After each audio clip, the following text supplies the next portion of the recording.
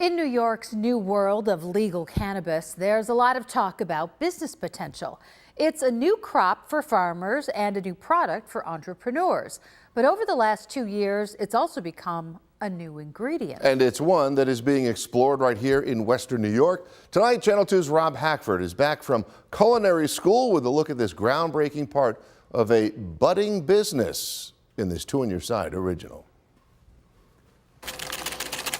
Chef Nathan Kashowski is getting ready to squeeze out rosin, a type of cannabis extract from this bag of hemp flower, demonstrating for a classroom of students at the Niagara Falls Culinary Institute in this first ever class in New York State. So if you pack the bag too high, you're not going to be able to fold your top corners in.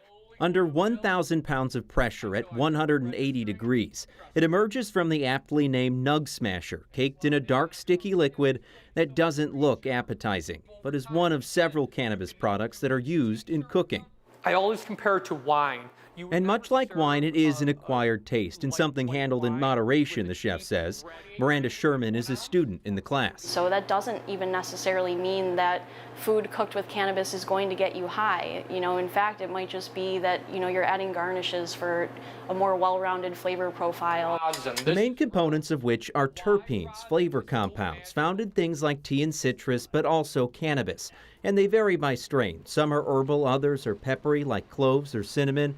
Kashowski teaches how to pair each type with other foods, how to use the plant from flower to stem, and ensure chemicals like THC and CBD are controlled. A mix of culinary arts and science.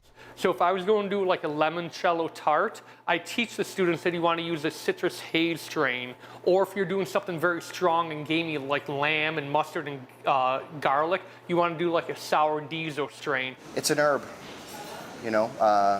rosemary, thyme, marijuana, it's all good.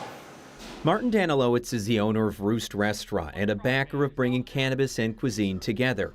He's hosted dinners where guests are encouraged to explore cannabis beforehand with the goal of enhancing his creations made without it.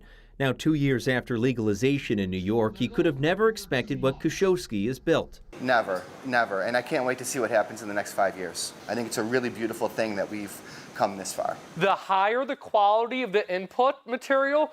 And while you may have noticed a lack of cooking in this class, coming fall 2023 is the debut of Cannabis Cooking 201, a lab course that'll use what students learned here and apply them in the kitchen working with broad-spectrum hemp. I know in my lifetime, I'm never going to have an opportunity to work with a brand new ingredient. And that's something that gets me so excited about working with cannabis as a chef. I think it's a wonderful thing that now culinary schools are offering it, grow classes. We've really come a long way, and I think it's beautiful. So the next time you're out to eat, don't be surprised if cannabis in some form ends up on your plate. In Niagara Falls, Rob Hackford, Channel 2 News.